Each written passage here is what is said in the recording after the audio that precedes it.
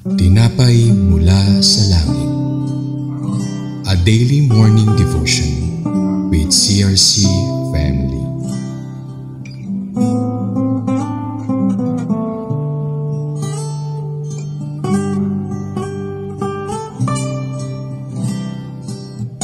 Pagpalang umaga po sa ating lahat. Ako po si Sis Angelica from CRC Tanay Daughter Church. Ang ating pong pagbubulay-bulayan ng salita ng Diyos ngayon ay matatagpuan sa Deuteronomy 19 verse 21. At ang title po ay A Basic Legal Principle, Eye for Eye, Tooth for Tooth. Pero bago po tayo magsimula, tayo po muna ay manalangin. Iyok po natin ang ating mga ulo at tamuhin po ang presensya ng ating Panginoon. Panginoon, salamat po sa panibagong araw. Gabayan mo po kami sa aming mga gawain. Bigyan mo kami ng lakas at karunungan. Turuan mo po kaming maglingkod ng may pagmamahal. Patawarin mo po kami sa aming mga kasalanan at ilayo niyo po kami sa anumang kapahamakan. Naway lahat ng aming gagawin at maging kalugod-lugod sa iyong harapan. Panginoon, itago mo po ako sa iyong likuran upang maibahagi ko po ng maayos ang magandang mensahe ngayong umaga sa bawat kapatiran na naririto sa gawain. Ito po ang aming samot dalangin sa pangalan ni Jesus. Amen. And muli mapagpalang umaga po sa bawat isa. Tayo po ay babasa sa Deuteronomy 19 verse 21. Ito po ay isang bahagi ng Bible na nagsasabi na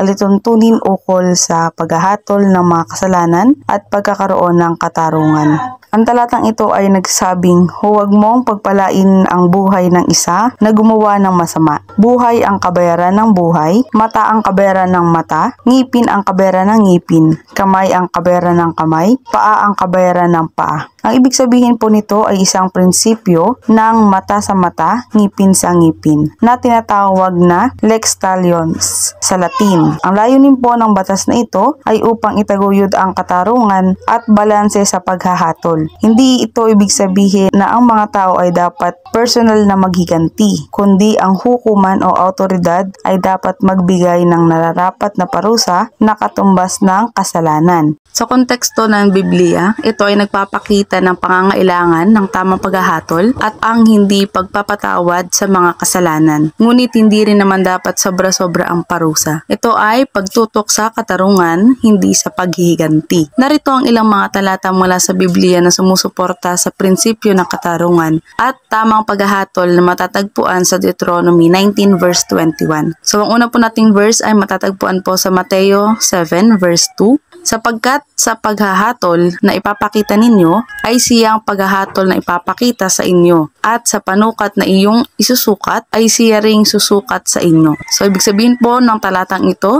ay nagpapakita na ang paraan ng paghahatol ng isang tao ay may kaugnayan sa kung paano siya hahatulan. Pinapakita po nito na may katarungan at pantay-pantay ang pagsusukat ng mga aksyon. Sabi rin po sa Roma 12 verse 19, huwag ninyong gantihan ang masama ng masama, kundi magbigay kayo ng daan sa galit ng Diyos. Sapagkat nasusulat, sa akin ang paghihiganti, ako ang gaganti, sabi ng Panginoon. So dito po sa Roma 12 verse 19, dito natin makikita na ang paliwanag na ang paghihiganti ay hindi sa kamay ng tao, kundi sa Diyos. Ipinapakita nito ang katarungan ay ipinagkakatiwala sa Diyos at hindi sa mga tao upang maghiganti. Ang sabi rin po sa Exodo 21 verse 24, mata sa mata, ngipin sa ngipin, kamay sa kamay, paa sa paa. Ito rin po ay isang halimbawa ng lex talionis o mata sa mata na nakalagay sa Exodo katulad ng Deuteronomy. Ito ay isang prinsipyong nagsisiguro na ang parusa ay magiging katumbas ng kasalanan. At sabi rin po sa Levitico 24 verse 19 hanggang 20, at kung ang isang tao ay magdulot ng kapinsalaan sa kanyang kapwa, ayon sa ginawa niyang kapinsalaan ay gayon din ang gagawin sa kanya. Buhay nakapalit ng buhay, mata kapalit ng mata, ngipin nakapalit ng ngipin, kamay nakapalit ng kamay, paa nakapalit ng paa. Isa ring patunay ng prinsipyo ng katarungan ay inuugnay sa kabayaran o katumbas na parusa ng kasalanan. So ang mga talatang po ito ay nagpapatibay sa ideya ng katarungan at ang tamang pagkilos ng paghahatol kung saan ang mga parusa ay nararapat at naayon sa ginagawa ng tao. So sa kabuuan po ng ating mensahe ngayong araw, ang Deuteronomy 19 verse 21 ay nagpapahayag ng isang prinsipyo prinsipyo na makatarungang paghahatol na naglalayong tiyakin na ang parusa ay katumbas ng kasalanan. Ang mga talata mula sa Mateo, Roma, Exodo at Levitico ay nagbibigay linaw at nagpapalakas sa ideyang ito na nagsasaad na ang Diyos ang may kapangyarihan sa paghiganti at paghahatol at ang katarungan ay dapat na maayos at hindi labis-labis. Ang prinsipyo ng mata sa mata ay hindi nangangahulugang paghiganti kundi isang panuntunan ng makatarungang pag-audit ng mga aksyon at tamang kabayaran. Ito ay isang paalala na ang bawat tao ay dapat managot sa kanilang mga gawain. Ngunit sa parehong oras, itinuturo nito sa atin na ang paghahatol ay dapat na naayon sa tamang proseso at hindi sa personal na galit o paghihiganti. Maraming salamat po sa mensahe ngayon, umagang ito. Ngayon po ay tayo po ay manalangin. Panginoon, maraming salamat po sa umagang ito na muli po ay nagsama-sama mga kapatiran upang pagbulay-bulay ng iyong salita. Maraming salamat po Panginoon sa patuloy na nagbibigay ng kalinuhan, kalakasan upang simulan ng aming araw na ikaw ang kasama. Maraming salamat po sa mensaheng ito na pinagkaloob mo po upang ibahagi sa bawat isa. Sa iyo lamang po ang lahat ng papuri at pasalamat sa pangalan ni Jesus. Amen.